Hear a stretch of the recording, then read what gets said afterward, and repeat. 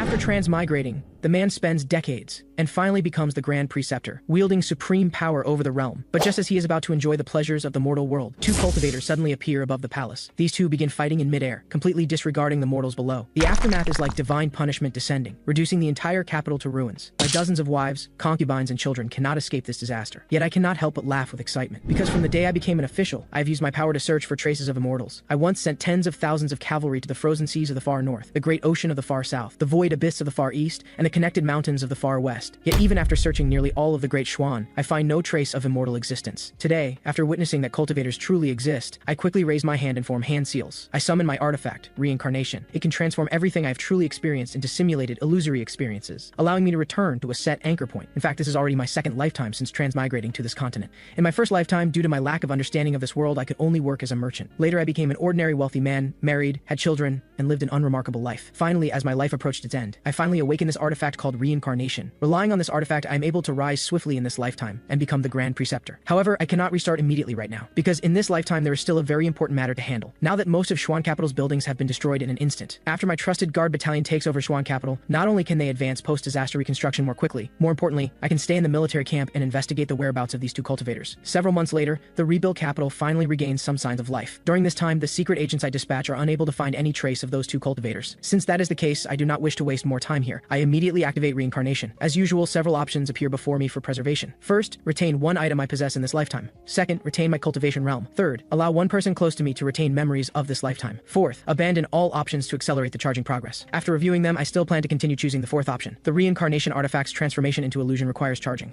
When I suffer a fatal blow, it will consume charging progress to automatically activate a protective shield. My goal in this lifetime is to learn the secrets of cultivation from those two cultivators. With 2 lifetimes of experience, everything proceeds smoothly as if naturally flowing. In this examination, I write an even better essay than in my previous lifetime, directly achieving top honors in all 3 imperial examinations and becoming renowned throughout the realm. Afterwards, I still choose to serve as an official in Wen County. Although the court expresses much confusion and regret, they still approve my request. Due to my great reputation, plus my complete understanding of the temperaments of all officials in the county, I quickly bring Wen County under complete submission and begin promoting my trusted subordinates. Next, I find someone who can serve as a body double for Prince Langya and cultivate him as a trusted confidant. Afterwards, coordinating from inside and outside with him, I eliminate Prince Langya and take his place. From this point, I successfully gain control of Prince Langya's mansion. Later, the wedding between Prince Langya and the Chief Grand Scholar's granddaughter proceeds as scheduled. That night, I secretly enter the bridal chamber and consummate the marriage with the Princess of Langya. The following year, she bears me a son. After a few more years, the Emperor finally falls gravely ill. After receiving the succession edict, I swiftly bring my confidants to the capital. After my puppet Prince Langya ascends the throne, I extensively place my confidants throughout the court. Combined with the covert cooperation of the Grand Scholar's granddaughter,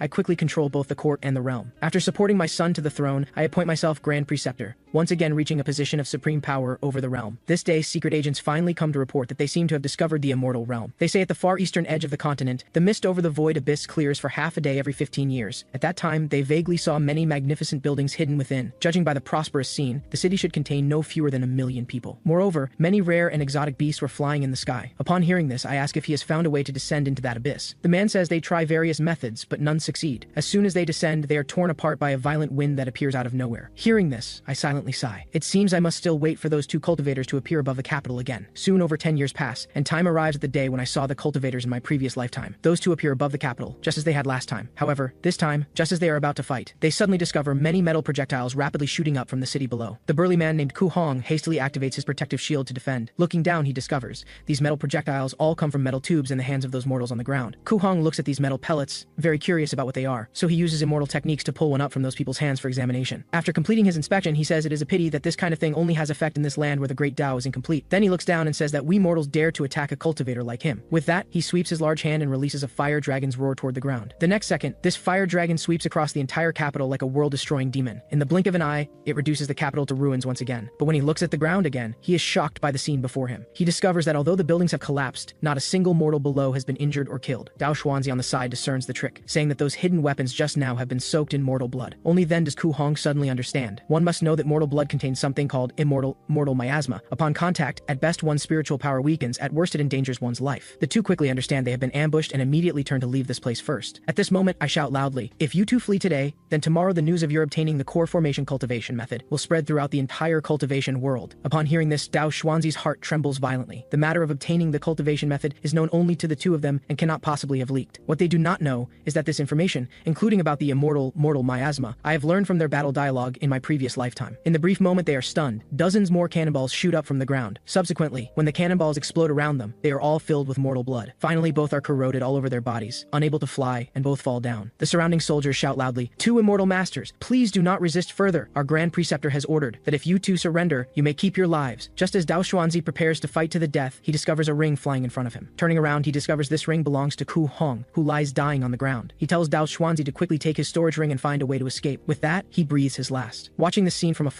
I cannot help but marvel that the mortal miasma's lethality toward cultivators is actually so great. Dao Xuanzi believes that other cultivators are hiding behind the mortals, using the immortal miasma against them. He refuses to accept that he and his brother will die at the hands of such despicable villains. So he mobilizes his last spiritual power at the cost of burning his life force, using the wonders of heaven and earth as his foundation, and calls, "Sword, come!" The next second, a 100-meter wide great sword descends from the heavens. As this giant sword is about to fall upon the capital, I hastily activate the artifact again, ending this lifetime and returning to the initial anchor point. This time, I plan to first win over one of the two. So in this lifetime, after gaining control of the court, I personally come to the area above the void abyss. According to the time calculation, today is exactly the day when the dense fog clears every 15 years. But when I pick up the telescope and see clearly the scene below, cold sweat immediately breaks out all over my body, because beneath this abyss, there are no magnificent buildings at all. Everything has become ruins. Moreover, on the giant stone wall, the words "The immortal Tao is dead" are written. This makes me wonder what changes have occurred here, and what exactly has happened to the entire cultivation world. So I wait for several more decades, until the day the two appear above the capital. This time, I have the soldiers all shoot at Ku Hong, while shouting loudly, "Ku Hong, we have been waiting here for a long time under the orders of immortal Master Dao Xuanzi." After Ku Hong blocks the bullets and discovers it is immortal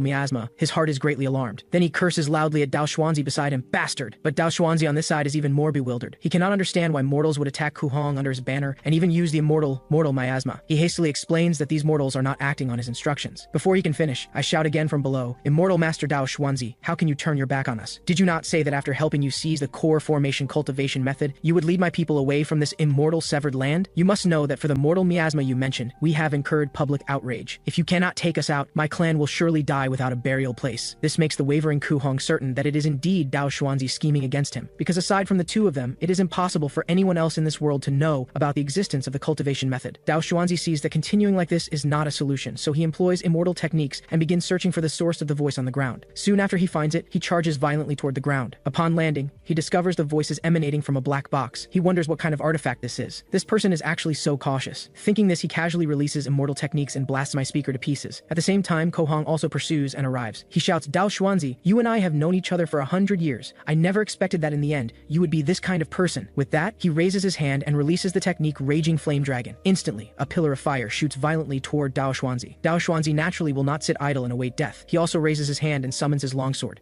which collides with that pillar of fire. At this moment, I begin shouting again, "This Dao Xuanzi is fickle and vengeful. If we let him win, we will have no chance of survival. Men, listen to my command, assist Immortal Master Ku Hong in dealing with Dao Xuanzi." Upon hearing this, Ku Hong is greatly delighted and says, "As the saying goes, those who commit many injustices will bring about their own destruction. Dao Xuanzi, I never expected that you, who always prided yourself on being noble, would also betray others and suffer the consequences." The wrong Dao Xuanzi is so enraged that he curses at Ku Hong, "You fool. We are being manipulated by someone." But Ku Hong completely refuses to listen. He immediately forms hand seals and releases his recently comprehended technique, Dragon Prison. As his words fall, a cage forged from high-temperature flames descends from the sky, trapping Dao Xuanzi. Seeing this, Dao Xuanzi also hastily forms hand seals to break through the cage. With a loud boom, he soars into the sky carrying his longsword. Then using his ultimate technique, he once again summons that giant sword. Ku Hong below has no intention of backing down. He has long wanted to test his strength against this move of Dao Xuanzi's. Just as the two are about to clash with their ultimate techniques simultaneously, I order my subordinates to fire a volley at Dao Xuanzi. After the bullets explode, immortal miasma surrounds him completely. This causes his spiritual power to sharply decrease, and he is struck by Ku Hong's dragon prison. Without giving him time to react, those branches rapidly split apart, tearing Dao Xuanzi to pieces. That giant sword in the sky also transforms into fragments and scatters. After Ku Hong lands, I hastily go forward to pay my respects and request that he can save the 1,000 lives of my clan. He turns and asks, "That voice that sounded from all directions just now, that was your doing, was it not?" He also says that I, a mere mortal, actually dare to interfere in the battle between cultivators. I say that I am merely seeking a glimmer of survival. Upon hearing this, Ku Hong softens and says that everyone in this world struggles desperately for that glimmer of survival. Next, I say that Dao Xuanzi once promised me that if this succeeded, he would take us away from this place. Ku Hong sighs and says, "For 100 years, Dao Xuanzi has been true to his word in public. I never expected that he actually acts without any principles, even deceiving mortals. The immortal severing formation is extremely dangerous. Even we ourselves need considerable effort to leave, so how could it be possible to bring mortals along?" Hearing these words, my heart trembles violently. After recovering for a moment, I say this is not the place to talk. Then I lead him to an underground chamber and ask if his words are true. Ku Hong says he has no need to deceive me, a mere mortal. Perhaps golden core stage cultivators could protect mortals while breaking through that immortal severing formation. Upon hearing this, I asked despondently, does that mean we mortals have no hope of leaving this world? To leave the immortal severed land, one must break through the immortal severing formation. With a mere mortal body, there is absolutely no possibility of breaking through. He also says that I do not have many years left to live. Would it not be quite good to be a local emperor here? Next, I ask him if someone could cultivate to foundation establishment like him, would they then be able to leave? After hearing this, Ku Hong laughs heartily and says it is impossible. This place has no spiritual energy whatsoever, so there is no way to cultivate. Moreover, you mortals are covered in miasma, so how could you cultivate to become immortals? He advises me to give up this idea. For mortals who wish to cultivate, they must first go to the outside world to reconstruct their bodies and cleanse the miasma. Otherwise, even if the path to immortality is placed before them, they can see it but cannot grasp it. Hearing this, I am so desperate that my entire body trembles. After confirming with him once more that there is truly no solution, I stand up and walk out. The moment I step out of the chamber, the 2.5-meter thick stone door rapidly closes. Immediately after, immortal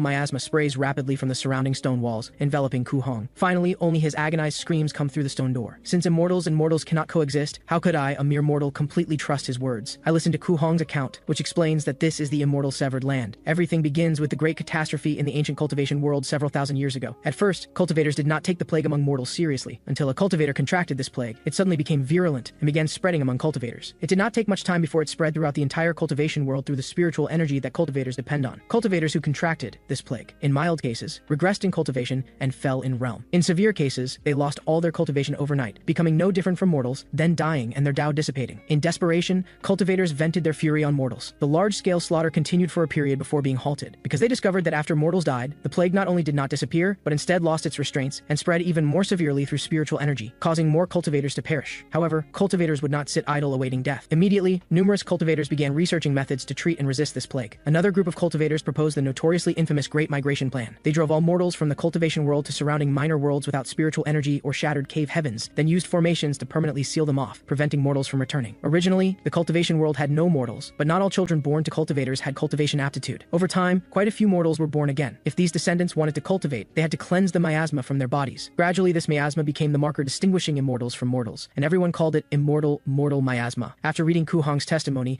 my hands cannot stop trembling. There are countless immortal severed lands, and cultivators willing to risk great danger to enter these places are extremely few. Being able to encounter 2 of them is already extremely fortunate. As a mortal, my lifespan is limited. Even if I can continuously simulate reincarnation, I am merely repeating within my lifespan range. This year, I am already 70 years old, with an upper physiological lifespan limit of 86. In these 16 years, the possibility of encountering other cultivators is basically zero, but I will absolutely not resign myself to repeating this mortal life lifetime after lifetime. At this moment, I suddenly think of something important, so I hastily go to the prison cell and ask Ku Hong how those mortals originally came to this immortal severed land. Ku Hong sees that I still have not given up, and asks me what good it would do even if I get out. At over 70 years old, do I still want to cultivate to become an immortal? I say that now his cultivation is completely lost. If he returns to the cultivation world, can he continue cultivating? Then I promise that as long as he can help me find a way to the immortal realm, I will take him back with me. Ku Hong curses me as a treacherous scoundrel and tells me not to try to deceive him again. I say whether truth or lie, it is ultimately a hope. Does he want to spend the rest of his life in this prison cell? Helplessly, Ku Hong has to tell me that back then, they should have used artifacts similar to flying vessels or flying shuttles. In ancient times, the cultivation world had many people, sex stood everywhere, and prosperity was boundless. Such transportation artifacts were very prevalent. Unfortunately, after the great changes in heaven and earth, cultivators became paranoid and began acting alone. Flying vessels and flying shuttles became rarely seen. I ask if the great changes in heaven and earth he mentions refer to that plague. Ku Hong says that although the mortal miasma is strange, it cannot shake the foundation of cultivators. The reason it can run rampant is because most cultivators in the world perish in a great catastrophe. His words remind me of what he once said when battling Dao Xuanzi, the golden core path, either me or him. Although there are many core formation methods in this world, there are even more cultivators stuck at foundation establishment. So I ask him if that great catastrophe is about immortal techniques being unable to be cultivated together. Ku Hong says that is correct. It is said that in ancient times there was no such restriction. At that time, countless great cultivation sects widely opened their gates to accept disciples and teach their arts. Cultivators had the guidance of masters and could consult them at any time when encountering difficulties in cultivation. They could even exchange insights and discuss with fellow disciples cultivating the same techniques. The entire cultivation world presented such a vibrant and magnificent scene. But until one day, cultivators discovered that their cultivation efficiency was becoming increasingly lower. They could even sense during cultivation how many people in the world were practicing the same technique. They were horrified to discover that the more people simultaneously cultivating the same technique, the lower the cultivation efficiency for those practicing that technique. Countless cultivators made no progress in their cultivation. When their lifespan approached its end, they could no longer hide the murderous intent in their hearts. Former masters, disciples, fellow brothers and sisters instantly all became mortal enemies. A catastrophe sweeping the entire cultivation world thus began. As long as they practiced the same method, they were enemies blocking each other's path, and it was a fight to the death. Even if they wanted to hide in deep mountains to cultivate secretly, they could not escape, because cultivators practicing the same technique could sense each other's locations. After listening to his account, I ask him how cultivators now practice, and what the current cultivation world is like. Kuhong says that in the current cultivation world, if one wants to cultivate, there are almost only two choices. The first option is to join the 10,000 Immortals Alliance. It's an alliance formed by numerous cultivators, where you can exchange contribution points for corresponding cultivation methods and resources. These contribution points can be earned by completing assigned tasks or through trading with others. The second option is to join the 5 Elders Council, created by 5 supreme experts. Their influence is extremely vast. Anyone with cultivation aptitude can voluntarily join, but the price is signing a soul contract to serve the 5 Elders Council for a certain period. After hearing his explanation, I ask whether it seems that cultivation methods in the immortal realm aren't actually that scarce after all. Kuhong tells me that most of those are incomplete cultivation methods. Even after being recompiled by the major factions, they can only take you to the great perfection of chi refinement. To advance further and establish your Dao foundation, you need to switch to a higher level cultivation method. The same applies beyond foundation establishment. Golden core cultivation methods exist only in legends. I say that if you have to frequently switch cultivation methods, wouldn't that mean starting from scratch with a different method every time you break through a realm? Kuhong says that all cultivators must practice the fragmented supreme primordial true scripture. This isn't really a cultivation method, but more like a secret technique. Its function is to allow cultivators to freely dissolve their cultivation realm without significant loss. After dispersing their cultivation and switching to another method, they can quickly return to their original realm. Hearing about such a miraculous technique, I exclaim in amazement repeatedly. Kuhong sighs and says that no matter how miraculous the true scripture is,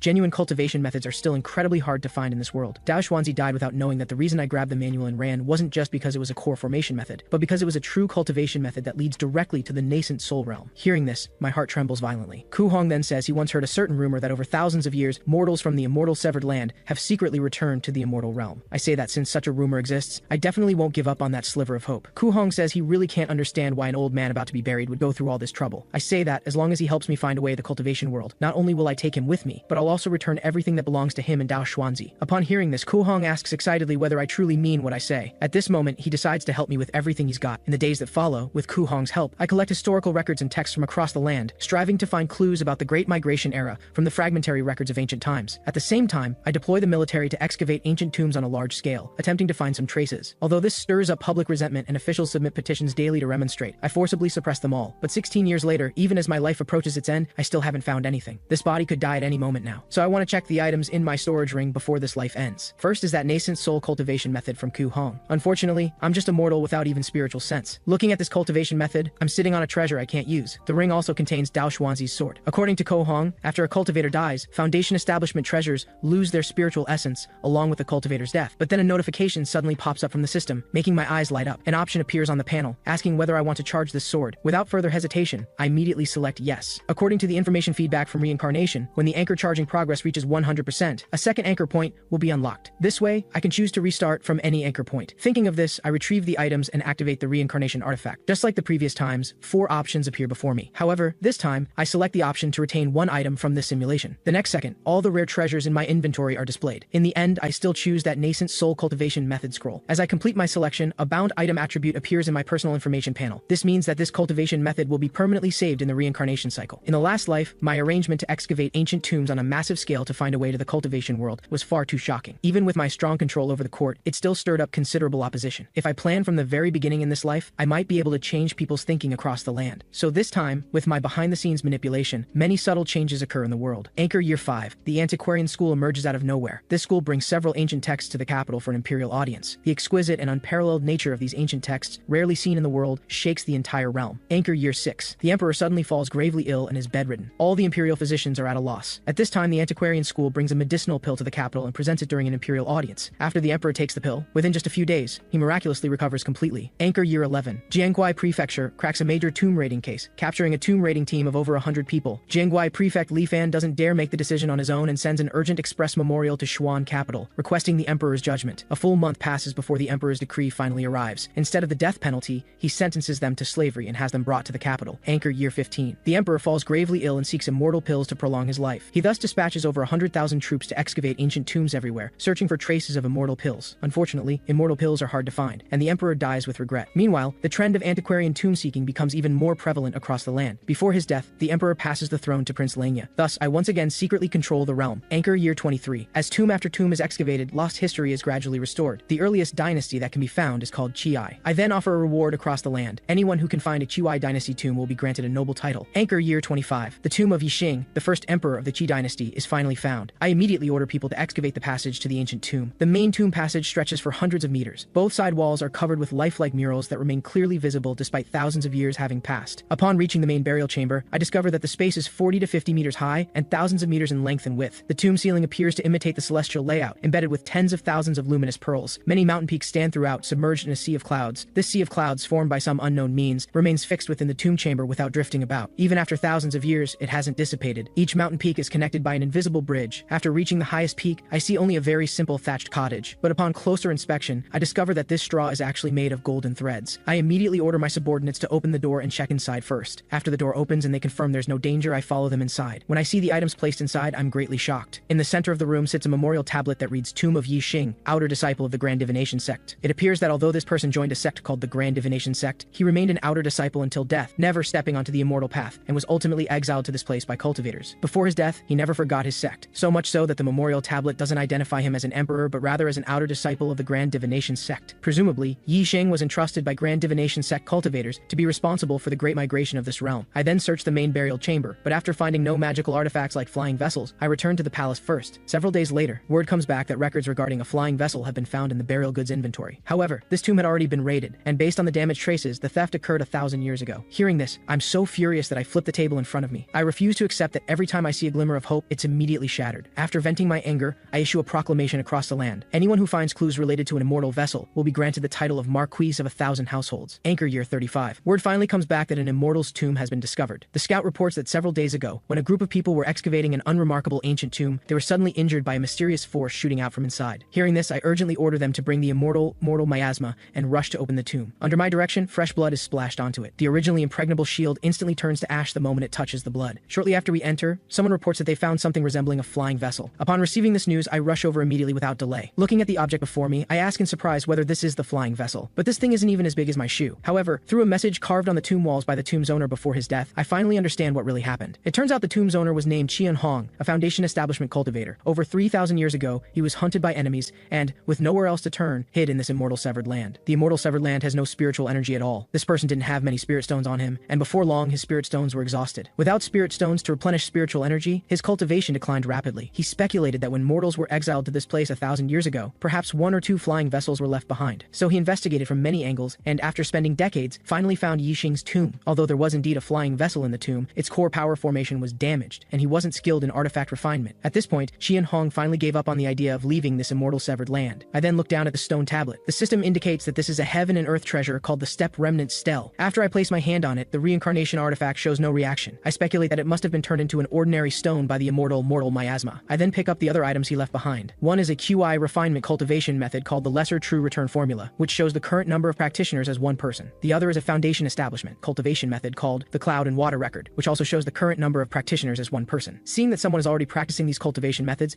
I immediately think this is a trap, but upon further thought, something feels wrong. Over 3,000 years have passed. Forget foundation establishment cultivators, even golden core cultivators would be long dead by now. Suddenly, I speculate whether these cultivation methods might have original archives. After the Great Catastrophe, many cultivation methods were compiled by major factions like the 10,000 Immortals Alliance and the 5 Elders Council, so original archives must exist. When the management of these major factions sees cultivation methods with no practitioners, they take them out again for people to exchange. These 2 methods may have even changed owners countless times over 3,000 years. And this final item is the flying vessel I've been longing for. Although this flying vessel is damaged, there's no need to worry. Qian Hong couldn't repair it, and neither can I, Li Fan, but someone else can. So I wait another 15 years, until the day when Ku Hong and Dao Xuanzi fly over the royal capital. This time, before they start fighting, I speak up to interrupt them, asking whether they're really fighting to the death over a mere core formation cultivation method. Upon hearing this, both of them are first shocked, then say that I'm truly arrogant. I show no fear whatsoever, but instead make a welcoming gesture, inviting them both to come down and see for themselves. Curious to investigate, the 2 temporarily put aside their conflict and sit down with me. I then tell them that when my ancestor was on his deathbed, he left behind a prophecy that 2 immortals would come from the void abyss in future generations. This would be the opportunity for my clan to leave this place. For thousands of years, my clan has been skeptical, but today it's finally finally confirmed. Hearing this, Ko Hong asks what my name is. I tell them my name is Li Fan. Dao Xuanzi then asks what I mean by the opportunity to leave this place. My expression stiffens as I ask whether they don't believe me. Ko Hong says that he and his brother have traveled the immortal realm for hundreds of years but have never heard of any divination technique capable of prophesying events 1,000 years into the future. At this point, I step forward and ask whether they've heard of the Grand Divination sect. Ko Hong seems to recall something and asks excitedly whether I mean the sect that was famous throughout the world in ancient times for its divination arts. Seeing his reaction confirms that this sect actually exists, and I breathe a sigh of relief. I then say that I am a disciple of the Grand Divination sect. I also say that although my ancestor joined the Grand Divination sect, he didn't like cultivation and was only obsessed with divination techniques. Later, when the heaven and earth underwent great upheaval and mortals needed to be relocated elsewhere, with my ancestor's early chi refinement cultivation, no one would have forced him if he was unwilling. However, seeing his family members in panic, my ancestor volunteered to take charge of the mortal migration, and afterwards remained here with the family. After hearing this, Dao Xuanzi says he understands, and asks why I stopped the two of them. I say that first, you are the opportunity for my clan to leave this place, and second, I feel it's not worth it to see you fighting to the death over a core formation cultivation method. Dao Xuanzi says that I may not know, but cultivation methods are extremely rare in the outside world now, and it's perfectly normal to turn against each other and fight over a single method. At this point, I say that before his death, my ancestor passed down a golden core cultivation method. Upon hearing this, Ko Hong immediately says excitedly to Dao Xuanzi that this is wonderful, and now the two of them won't need to fight over cultivation methods anymore. Dao Xuanzi also immediately asks what I want them to help with. I say that my ancestor's long-cherished wish was for us clansmen to return to the Grand Divination sect. Before his death, besides this cultivation method, he also passed down a magical artifact called the Grand Divination Vessel. Although it's damaged, my ancestor once calculated using divination arts that years later, 2 cultivators would come to this place, one skilled in swordsmanship, one fond of artifact refinement, who could help his descendants repair the Grand Divination Vessel and escape this forsaken land. Hearing this, both of them believe my words even more and marvel at how truly profound these divination arts are. At this point, I prepare to take them to verify the cultivation method first, so that words alone won't prove anything. Seeing that Ko Hong also wants to follow along, Dao Xuanzi asks coldly whether he's not satisfied even after obtaining a core formation cultivation method. These words make Ko Hong's heart tremble. He then quickly turns around and says he won't go after all. Seeing the situation, a cunning smile appears on my lips. When I bring Dao Xuanzi to the entrance of the secret chamber, he stops in his tracks, because he can see that inside is filled everywhere with mortal miasma that could take his life. I say that one must be cautious. As mere mortals, we can only act this way to protect our family's most precious treasure. As I speak, I take out a cultivation method from inside. This is precisely the one I obtained from Ko Hong in the last life. Seeing that this is actually a nascent soul cultivation method, Dao Xuanzi's entire body begins trembling uncontrollably. Seeing his expression, I know he definitely doesn't realize that what Ko Hong has is actually a nascent soul cultivation method. I then explain to him that with Immortal Master Ko Hong present earlier, I feared he might harbor ill intentions, so I concealed the truth and said it was only a core formation method. Upon hearing this, Dao Xuanzi immediately cups his fists to express his gratitude and promises that he will definitely have Ko Hong help me repair the Grand Divination Vessel. I also laugh heartily and say that if this can be accomplished, I will certainly present the cultivation method with both hands. After returning to the Great Hall, Dao Xuanzi tells Ko Hong that I really do have a core formation cultivation method. Upon hearing this, Ko Hong says they should just take the cultivation method by force. Mere mortals, no matter how many, couldn't stop the two of them. Dao Xuanzi says that after all, I'm a descendant of the Grand Divination sect, and they both witnessed those terrifying divination arts just now, so who knows what other methods I might have. He persuades Ko Hong, saying it would be fine to just help repair the Grand Divination Vessel, as it's not a difficult task. In truth, Dao Xuanzi fears that if I'm pushed too far, I might reveal that it's actually a nascent soul cultivation method, which would be troublesome. What appears to be a small wooden boat actually takes the two of them a full year to repair. After the repairs are complete and it's handed to me, Ko Hong says that the Grand Divination Vessel's core power formation, transformation and scaling formation, and movement formation have all been fully repaired. However, due to lack of materials, the defensive formation and offensive formation have only received simple repairs. Although it can break through the immortal severing formation, it would be quite inadequate for dealing with attacks from other cultivators. Looking at the Grand Divination Vessel in my hand, I say excitedly that it doesn't matter. As long as I can return to the immortal realm with my ancestor's token, I'll naturally find a way back to the Grand Divination sect. Ko Hong explains to me that the Grand Divination Vessel has 3 forms and requires spiritual energy as power, controlled by spiritual sense. The first form is only 10 meters long and 2 to 3 meters wide. The somewhat larger form is 100 meters long, and when expanded to maximum size, it reaches a full 1,000 meters in length. He also says that their spirit stone reserves aren't abundant, but as fuel they're barely enough for the vessel to take its second form and leave this place. However, piloting the Grand Divination Vessel requires at least Chi-Rai refinement level spiritual sense. He asks smugly whether I need him to do it for me. Even as he speaks, I'm already forming hand seals toward the Grand Divination Vessel. Then with a wave of my hand, the vessel instantly expands to 100 meters in length. Seeing this, Ko Hong exclaims in surprise that I truly possess extraordinary methods, able to control the Grand Divination Vessel so easily despite being immortal. I say these are just minor tricks, not worth mentioning. Having said this, I gesture for Dao Xuanzi to come with me to retrieve the cultivation method. Several days later, they prepare to bid me farewell and leave, because they don't have many spirit stones left, and staying longer risks their cultivation declining. Ko Hong says that if I have the chance to get out, I can find him in sky-touching city within the Cloud Cluster mountain range. Then he hands me a scroll of paper. He says this is the map of the area near the Immortal Severing Formation exit, drawn according to my requirements. After exchanging some more pleasantries, the two transform into into streaks of light and disappear from my view. Along the way, Ku Hong says that although I possess considerable intellect and am quite a character, my lifespan is nearly exhausted, and even if I return to the cultivation world, I won't live many more years. Dao Xuanzi behind him says that without achieving longevity, everything is illusion. Weren't they fighting each other precisely for that sliver of a chance at longevity? At this point, Ku Hong asks curiously what cultivation method Dao Xuanzi obtained. Dao Xuanzi smiles slightly and says it couldn't possibly be the same cultivation method as the one in his hands, could it? He tells him to rest assured that after returning and breaking through to the Golden Core realm in seclusion, he will definitely fulfill the 3 things he promised to help him with. During their conversation, the two have already arrived above the immortal severing formation. Dao Xuanzi asks whether Ku Hong dares to attempt breaking through, since the formation's protective mist hasn't yet dispersed. Ku Hong laughs heartily and says why wouldn't he dare, then forms hand seals and rushes rapidly downward.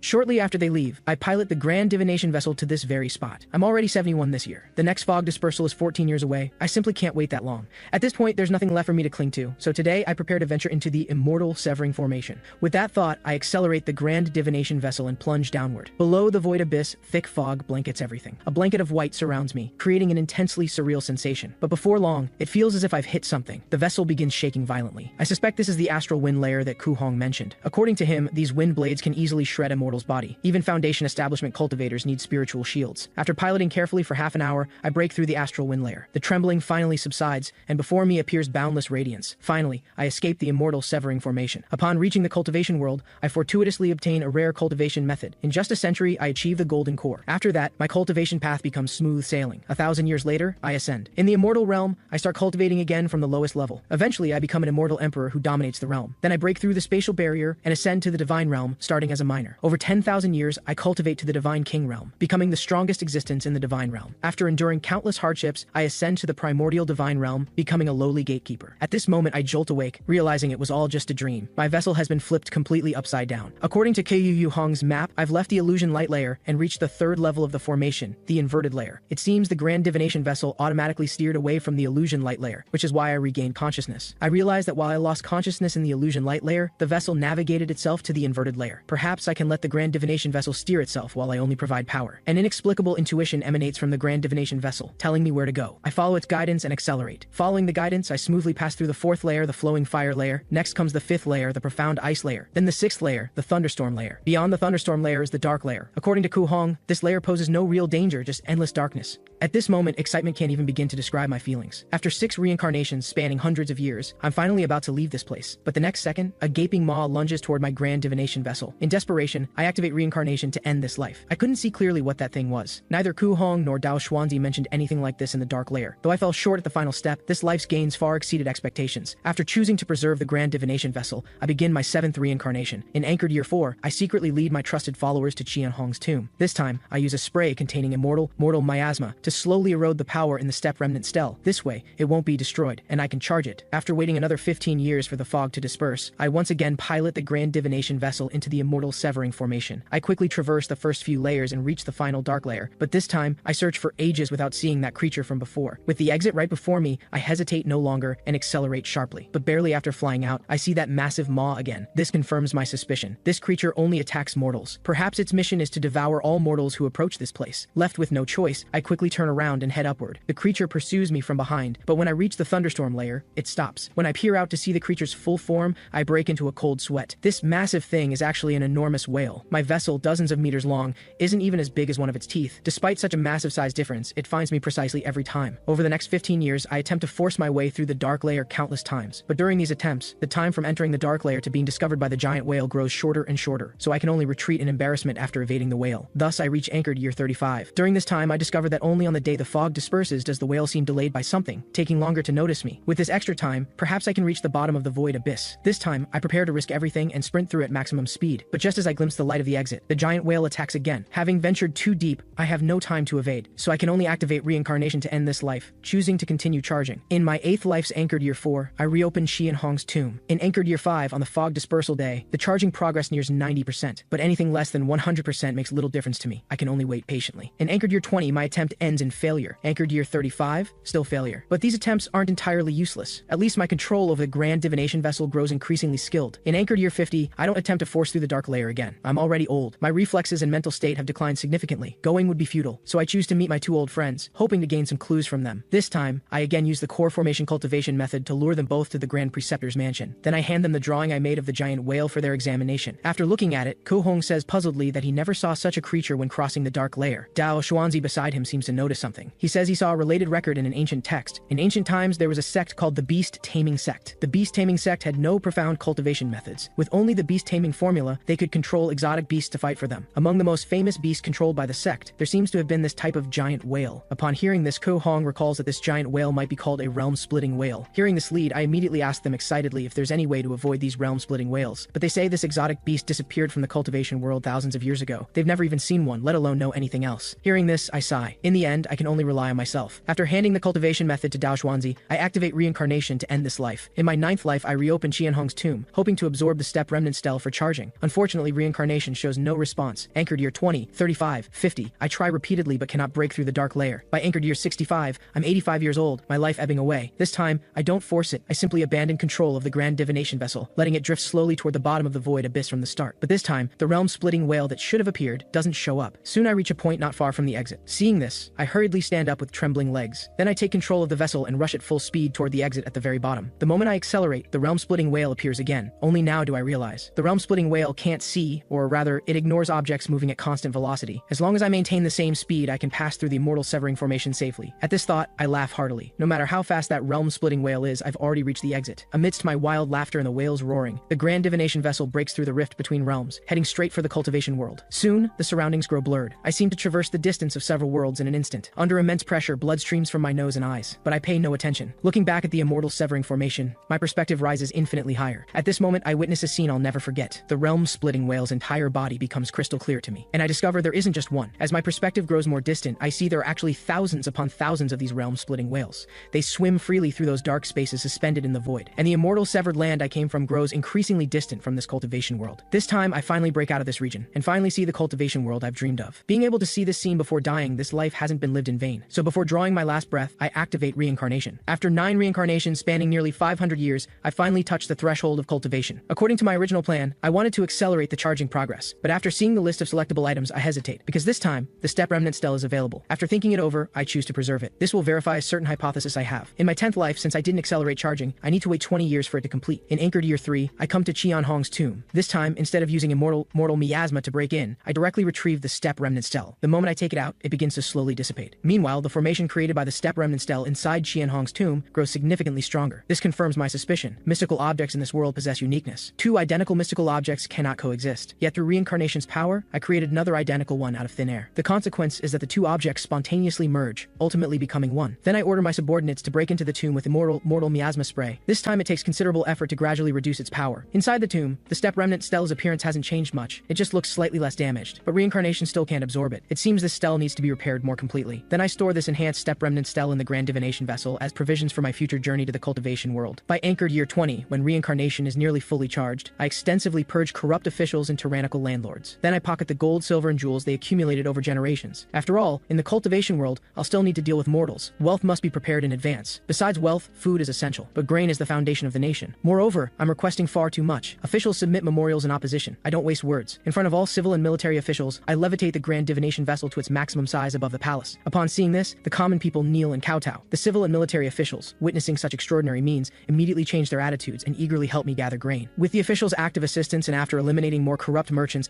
the Grand Divination vessel is finally packed full. With all affairs settled and no attachments left in the mortal world, I pilot the Grand Divination vessel once more above the void abyss. Then I spend several hours breaking out of the immortal severed land. But this time after emerging, I see an endless ocean. This confuses me. Last time I emerged, I clearly saw overlapping mountain ranges. I open Kuhong's map but can't find the ocean's location. Helplessly, I can only take things one step at a time, hoping to find inhabited areas before the spiritual consciousness and the Grand Divination vessel runs out. After choosing a direction, I pilot the vessel while searching everywhere for traces of civilization. The ocean is truly vast and boundless. I fly for 7 days and 7 nights without seeing any sign of human habitation. After another dozen or so days, the vessel's speed grows slower and slower. It's clearly running out of power. Just when I'm at wit's end, a ship's silhouette finally appears faintly on the distant sea. But when I raise the telescope, I discover it's a sinking ship. Their vessel seems to have been attacked. One of them tells everyone not to panic. He's already sent a signal to an immortal master. Hearing the words immortal master, my heart jolts. I quickly store the Grand Divination vessel and swim underwater to join them. Together with them, I pretend to be on the verge of death, shouting for the immortal master to save us. Before long, a figure appears in the sky, but it seems some immortal technique technique prevents us from seeing this person's features clearly. Moreover, the instant this person appears, everyone around becomes unable to make any sound. Then, with a slight lift of a finger, the ship over 100 meters long slowly rights itself before my astonished gaze. The entire ship rises from the water, and the massive hole in its hull repairs itself at a visible speed. Finally, with a wave of the hand, all the people in the water are flung onto the ship. After doing all this, the immortal master hovers above the ship and asks who sent the signal. One person immediately steps forward, kneeling on the ground and saying it was this humble one, Su Changyu. The immortal master asks everyone if they understand the rules. Once you reach your destination, everything has nothing to do with me. I've never seen you, and I don't know who you are. Understood? Su Changyu hastily says this humble one understands. After receiving a satisfactory answer, the immortal master waves again. The ship begins speeding toward some direction. For the remainder of the journey, the immortal master stands at the bow without saying a word. Everyone on the ship also falls into an eerie silence. After half a day, as night falls, we finally see scattered lights. It's a rather prosperous-looking island. Hundreds of large ships are moored at the island's docks. Quite a spectacular sight. But our ship doesn't head to the docks. Instead, it circles half the island to the back, arriving at a natural cave with sparse human presence. After the ship stops, several burly men in black approach to receive us. These men in black act as if they can't see the immortal master, merely herding everyone from the ship. Then they lead everyone to a great hall, informing us, "We'll stay here tonight. Food has been prepared in the hall for us to take ourselves. Tomorrow someone will take us to register our identities." After giving these instructions, the men in black turn and leave. After they leave, one man says what terrible luck to encounter a sea monster attack. Nearly 100 people set out, and now less than half survived. Another says he doesn't know what his father was thinking, insisting on sending him here to cultivate. How comfortable he was at home. That man says back in his homeland, he was at least the son of the Prince of Southern Pacification. Wealth and glory were endless. Su Changyu steps forward and says, "Why speak of such things now? Every family paid an enormous price to send you here. Rather than complaining, practice patiently. If you truly become an immortal master, not only will longevity be within reach, but you'll have the chance to return home and bring your family out." Listening to their conversation, I can easily guess these people, like me, also come from the immortal severed land. But it seems in the immortal severed land they're from, the cultivation world's existence isn't much of a secret. And from today's situation, a mature smuggling route has already developed. As I ponder this, someone suddenly taps my shoulder. He says I look unfamiliar and asks what position I held in Dali, or which province's wealthy merchant or prince I am. To this, I don't respond. Instead, I turn around and slap his hand away. From my demeanor just now, the chubby man can easily tell I've held high positions for years, so he doesn't dare ask more questions and quickly turns to leave. Early the next morning, someone comes and says they'll soon take us to register for household records. After that, we'll officially become members of Glaze Island. They also warn us not to say things we shouldn't. If anyone asks, explain that we're residents from another island whose home was destroyed by a windstorm, forcing us to seek refuge here. Afterward, following instructions, we all change into tattered clothes. Under the watch of several men in black, we emerge from a hidden passage to ground level. The island's residents don't pay much attention to us. This group of several dozen people is clearly routine for them. After wandering through the city for who knows how long, we finally stop before a mansion. A servant goes in to report, then runs back out to lead us through the back entrance. Entering the main hall, I discover 2 or 3 groups have already gathered here, totaling no less than 100 people. After waiting a while longer, it's finally our turn. The person who led us here steps forward and cups his hands, calling out Manager Zhao. Upon hearing this, Manager Zhao walks to the side of the group and asks if these are all disaster victims coming to register. Before he can answer, a flash of red light passes through Manager Zhao's pupils. He calls out Sun Zhang and says these disaster victims are all either wealthy or noble. Sun Zhang says these people were all from wealthy families on their islands. Unfortunately, without an immortal master's protection, everything turns to nothing before natural disasters. As he speaks, he pulls something gleaming with golden light from his chest and slips it into Manager Zhao's hand. After seeing the gleaming object, Manager Zhao says windstorms have indeed been raging recently. Fortunately, the immortal master mercifully ordered us to aid disaster victims. He also says that with Heavenly Treasure Pavilion being so attentive, he'll certainly report truthfully to the island lord. When the immortal master bestows rewards, you'll definitely get your share. After saying this, he leads us to begin the household registration procedures. When it's my turn, he looks up at me several times. Then he asks my name to complete the registration. After registering, he hands me a plaque with my name written on it. He tells me to drip my blood into it and keep it safe. This will be my identity proof from now on. He also reminds me that on the island, whether receiving work assignments, grain distributions, or dealing with inspections, I'll need to present this plaque. I must never lose it. Sun Zhang beside him wonders why Manager Zhao is being so cordial to me, actually explaining so many precautions. After everyone receives their household registration, Sun Zhang leads us to a compound. He tells Su Changyu that now the registrations are complete, the contract can be signed. Upon hearing this, Su Changyu pulls out a piece of paper from his chest. Then he bites through his finger and writes his name on the paper. After the paper dissolves into specks of golden light, he tells Sun Zhang that as initially agreed, 3 contracts would conclude it. Once they settle down, they'll sign the final contract. Hearing this, Sun Zhang clutches his head and says dealing with the severed realm is troublesome. If not for their predecessor's sake, Heavenly Treasure Pavilion wouldn't do this unprofitable business. After complaining, he continues, saying they can use their household plaques to claim a residence, and during the first year, they'll receive some free grain monthly. When he finishes, Su Changyu asks how they can begin cultivation. Sun Zhang answers that mortals from the immortal severed land have extremely high miasma concentrations in their bodies. To cultivate, they must first remove the miasma. Su Changyu says they already know they have miasma inside. The question now is how to remove it. Hearing this, Sun Zhang replies there are many methods to remove miasma. For instance, they can soak in the island's body purification spirit pool for a day and night, which will completely remove the miasma. But each opening of the spirit pool requires massive material investments. Even a wealthy island like Glaze Island can only open it once every 3 years. The last opening was a year ago. Moreover, the number of spots to enter the spirit pool is limited. Outsiders like them have no connections and can't compete with the island's natives. After hearing this, Su Changyu asks about other methods. Sun Zhang continues, saying the second method is to cultivate the profound yellow heart cleansing mantra. Combined with specific medicines. Over time, this can also remove the miasma. But this method generally takes 5 or 6 years to succeed. The advantage is it's very stable and doesn't require any special price. Upon hearing it takes 5 or 6 years, Su Changyu clenches his fists tighter. Then he urgently asks if there are other methods. Hearing this, Sun Zhang's expression immediately becomes serious. He says the third method is to participate in human experiments. Some immortal masters here are very interested in the miasma inside mortals. Every year they select volunteers from the island's mortals to serve as test subjects. The immortal masters use special methods to extract the miasma from the test subjects for research. Though this only takes a few months to drain all the miasma, the process is extremely painful. Most people can't endure it and lose their sanity before the miasma is completely drained. Hearing this, Su Changyu's face darkens, but he still asks quietly if there are other methods. Sun Zhang says the direct mortal descendants of immortal masters can use rare treasures to reforge their bodies. This not only removes miasma, but can enhance cultivation. But this method isn't accessible to people like them. Even the island lord doesn't have such resources. Sun Zhang says this is all he knows. If they truly want to cultivate, they should think it over carefully in the coming days. I know you've endured countless hardships to return from the exiled land, all with hearts seeking the Tao. Who among us wasn't like that once? Unfortunately, the immortal path is truly difficult. Even if you remove all the miasma, very few can sense heaven and earth's spiritual energy and draw it into their bodies. You wealthy young masters would be better off staying in your original world and enjoying yourselves, rather than pursuing the immortal path so desperately. After Sun Zhang leaves, I use my household plaque to claim a free residence. Many houses are densely clustered here. Most have only one room, but fortunately each has a small courtyard enclosed by walls, so they don't look too shabby. After handing me the key, the guide turns and leaves. Entering the room, I look around. Inside is only a bed and a few tables and chairs, but thanks to those from the severed realm, I've finally settled down. Unfortunately, among this group, aside from Su Changyu, the others all seem mediocre, lacking the heart for cultivation and unlikely to achieve greatness. Next, my primary goal is removing the miasma from my body. Those spots in the body purification spirit pool are extremely precious. The Grand Divination vessel is filled with countless gold, silver, and jewels. Securing a spot through bribery shouldn't be a problem, but if this becomes known, there'll be trouble. As the saying goes, don't display your wealth. With no connections here, being targeted would be very troublesome. At this moment, someone knocks on my door from outside. As I rise, I draw a short sword from the Grand Divination vessel and grip it tightly. When I open the door, I discover it's that chubby fellow from earlier. The chubby man enters and asks if I'm not one of their severed realm people. He also seriously asks who I really am and what my purpose is for infiltrating Glaze Island. Hearing this, my expression darkens. I ask how he knows I'm not from the severed realm. He says when they fell in the water, he saw me suddenly emerge from underwater. He thought it was an illusion at first, but after reviewing it in his mind, he realized I wasn't in the group from the beginning. Hearing this, I say he's quite sharp and meticulous. The chubby man immediately perks up, saying besides him, those other fools didn't even notice an extra person. I ask if truly no one else noticed this. As I speak, I reveal the short sword in my hand and walk slowly toward him. But this chubby fellow remains completely oblivious, still bragging to himself. Before he finishes speaking, he suddenly feels a chill at his back. Then he sees a blade piercing through his chest. After he completely loses consciousness, I pull out the short sword and store this murder weapon in the Grand Divination vessel. Then I also store the chubby fellow's corpse inside. This guy relied on his little bit of cleverness. Upon discovering I might have infiltrated, he rushed here impatiently to threaten me. How foolish. Moreover, that immortal master whose face couldn't be seen, and Sun Zhang's heavenly treasure pavilion, they all act extremely cautiously, afraid of this matter being known. From this I can easily deduce that the identity of mortals from the immortal severed land cannot be exposed. So even if one person goes missing, they won't dare investigate openly. Even if they know that chubby fellow came to my room tonight without even finding a corpse, they certainly can't do anything to me. Events unfold just as I anticipated. After several days, aside from Su Changyu asking about it, the chubby fellow's disappearance attracts no attention. During this time, I inquire about various matters on the island while plotting how to reasonably use the gold, silver, and jewels inside the Grand Divination vessel. Gradually, I gain a general understanding of Glaze Island. This sea region is called Cloud Cluster Sea. The Cloud Cluster Sea is vast and boundless, with tens of thousands of scattered islands. Glaze Island is located in the southern part of the Central Sea region, medium in scale. The island is named Glaze Island because a species of fish with delicious flesh called glaze fish lives in the surrounding waters. Glaze fish are popular among mortals. Some immortal masters also use the glaze pearls occasionally formed inside them for pill refinement. So the immortal masters stationed on Glaze Island collect a certain quantity of glaze pearls annually. Fishing for glazed fish at sea is the most popular work. Of the caught fish, only 70% must be submitted. The remaining 30% can be sold freely. But going to sea requires large ships. Moreover, glazed fish schools are unpredictable. Finding them requires the island's specially made spirit compasses. These compasses are only issued when going to sea and must be returned afterward. Anyone caught fishing privately faces execution. I also learned from island residents that a fleet recently went to sea and accidentally discovered a sunken ship. After sending people down to investigate, they discovered dozens of chests of gold, silver, and jewels. For items salvaged from sunken ships, the island's rules are the same as for glazed fish. You can keep 30%, with the remaining 70% submitted to the authorities. After this incident, the entire island was immediately stirred. Many people began privately seeking connections to obtain qualification for the next sea voyage. So now, as long as I can obtain sea voyage qualification, I can successfully legitimize the wealth in my Grand Divination vessel. The difficulty is how I can obtain individual sea voyage qualification. Too many people on the island want to join the fleets. After some casual inquiries, I learned the key. The Glaze Island Lord has 3 chief confidants. Manager Zhao handles island personnel. Manager Qian handles finances. Manager Zhou handles security. Most of the sea voyage quotas are in Manager Qian's hands. Manager Zhao and Manager Zhou have always wanted to intervene, but Manager Qian maintains firm control, only allowing them 1 or 2 fleets. On registration day, Manager Zhao's attitude toward me differed from others. Even now, I don't know why. I think perhaps I can meet this Manager Zhao. So the next day, I go to Heavenly Heavenly Treasure Pavilion, hoping to approach Manager Zhao through Sun Zhang's channel. But unexpectedly, the men in black outside refuse my request quite decisively. This puzzles me greatly. Heavenly Treasure Pavilion is a place of business. How can they turn people away without even seeing them? Moreover, these men in black refuse me without even going inside to ask. They seem to already know who I am. Could something have happened with the Severed Realm people, causing Sun Zhang to completely turn against them? After returning and making some inquiries, I learned what happened. Su Changyu, in order to quickly remove his miasma, resolutely chose to become a test subject. Before leaving, he signed his name on that remaining contract. Thus, the 3 contracts are fulfilled, and the contract completely disappears. Those Severed Realm people have no more relationship with Heavenly Treasure Pavilion. After hearing this, I say I never expected Su Changyu to be so resolute. This man says he already advised Su Changyu, but that guy just wouldn't listen. He also says if not for saving his terminally ill sister, Su Changyu wouldn't be so desperate. After hearing his account, I think to myself that although Sun Zhang chooses to avoid me, I won't give up so easily. That day when he left, he offered words of comfort to Su Changyu. From this, he doesn't seem to be a wicked person. His cold demeanor earlier was probably because he didn't want too much connection with mortals from the immortal severed land. So the next day, I come to Heavenly Treasure Pavilion again. The man in black immediately curses upon seeing me, asking if I'm seeking death. Hearing this, I calmly say I've come to Heavenly Treasure Pavilion to do business. You won't even let me through the door before driving me away. Is this Heavenly Treasure Pavilion's way of treating guests? My words immediately attract the attention of passers-by. Seeing this, the man in black breaks into a cold sweat. As more and more people stop outside, the man in black helplessly goes to report, then leads me inside. He brings me to a guest room and has a maid serve me tea. After picking up the teacup and taking a sip, I unconsciously praise it as excellent tea. At this moment, Sun Zhang walks in and says this is Grand Jade Rock Dragon tea, which grows around the undersea volcanic vents near Grand Jade Island. Now with Grand Jade Island destroyed, this Grand Jade Rock Dragon tea has temporarily become exceedingly rare. Hearing this, I set down the teacup and say I've benefited from Elder Sun's generosity. Sun Zhang walks up to me and says he's already fulfilled his obligations regarding Dali. He asks why I'm still seeking him out. I say he's mistaken. I've come this time to discuss business. After hearing this, Sun Zhang asks disdainfully what qualifications I have to do business with him. To this, I say nothing. Instead, I glance at him with cold eyes. He seems to see something in my gaze different from ordinary mortals. So he walks to the table and asks what business I want to discuss. I ask if Heavenly Treasure Pavilion is interested in sea voyage fleet quotas. Sun Zhang says each time a fleet goes to sea, not only can they catch glazed fish and earn handsomely, but they might also harvest unexpected undersea treasures. So of course, Heavenly Treasure Pavilion is interested in such things. But right now, the sea voyage quotas are firmly controlled by Manager Qian. Not to mention Heavenly Treasure Pavilion, even Manager Zhao can only get 1 or 2 quotas. He asks what abilities a newcomer like me has to dare set his sights on quotas. I say if I can meet Manager Qian, I have my own way of persuading him. Just as the room falls silent, the door suddenly opens. A veiled woman walks in and says, then let me meet Manager Qian. If it doesn't work out, chop him up and throw him in the sea to feed the fish. Upon seeing who arrived, Sun Zhang immediately stands and cups his hands, saying greetings, shopkeeper. After she sits, I also cup my hands in thanks. The shopkeeper says I seem somewhat confident, not like someone boasting. I say I've always kept my word without exception. Hearing this, the shopkeeper says if this matter succeeds, Heavenly Treasure Pavilion will need to take a certain benefit from it. I say according to island rules, I can keep 30% of each sea voyage's harvest. But in the future, I won't take a single portion of this 30%. I'll offer it all to you and Manager Zhao. After hearing this, the shopkeeper asks puzzledly what I'm going through all this trouble for. I say I want a spot to enter the body purification spirit pool. Both people across from me freeze upon hearing this. Then the shopkeeper clutches her belly and laughs heartily. She says at my age I still want to cultivate like young people. Finally, only when she's laughed herself weak does she stop. After she completely stops, I calmly say I only seek longevity. No regrets even unto death. Hearing this, the shopkeeper pauses slightly and looks up at me again. Then she withdraws her playful expression and says she accepts. As I'm leaving, the shopkeeper says after setting a date, she'll send someone to notify me. I tell them I live in building 6, house 7 outside the city, then turn to leave. After I've gone far, Sun Zhang says that body purification spirit pool spot isn't easy to obtain. The shopkeeper says although competition is fierce every year, Heavenly Treasure Pavilion isn't without the ability to compete. If this person can truly secure a sea voyage fleet, in just 5 years, the fleet's profits will equal 1 spot. This matter is pure profit with no loss. At this point, she pauses. Then she says, that person's eyes looked quite frightening. On my way back, I pass by an apothecary and purchase the profound yellow heart-cleansing mantra and matching medicinal herbs. Even if everything goes smoothly, it's still 2 years until the body purification spirit pool opens. During this time, I might as well try cultivating to see the effects. Perhaps my talent is exceptional, and I won't need 2 years to remove the miasma myself. Over the next few days, I stay in my room resting. Who would have thought that before waiting for Manager Zhao's invitation, I hear shocking news. Su Changyu has died. When his body is returned, only a twisted mass of flesh remains, completely inhuman in appearance, truly horrifying to behold. These Severed Realm people just arrived and can't even scrape together enough money to buy a burial plot. They were preparing a sea burial. I couldn't bear it and provided some money so Su Changyu could be properly buried. This prince of southern pacification's heir from the Severed Realm, Xiao Heng, cries pitifully, but I don't feel anything particular, just some melancholy. Su Changyu conducted himself properly and had remarkably firm will. Though not a once-in-a-century genius, he was certainly no ordinary person. Yet even such a person couldn't pass this prerequisite of removing miasma. The cultivation path seems more difficult than imagined. Later, while cultivating the profound yellow heart-cleansing mantra, I experience even more profoundly how difficult cultivation is. I also realize I'm not exceptionally talented either. For nearly a month, I stay indoors daily cultivating this mantra. Generally, even people of mediocre talent show obvious improvements in energy and thinking speed after half a month of practice. But in this entire month, I haven't felt any changes. After another half month, I finally receive news from Heavenly Treasure Pavilion. I follow the man in black to one of Heavenly Treasure Pavilion's private courtyards. Seeing Manager Zhao's back, I quickly step forward and cut my hands in greeting. Manager Zhao says he heard from Heavenly Treasure Pavilion's people that I seek a fleet sea voyage quota. He says my appetite is quite large, but wonders what I'm relying on. I say fleets going to sea ultimately just seek wealth. I wonder what Manager Zhao thinks about comparing the profits from catching glazed fish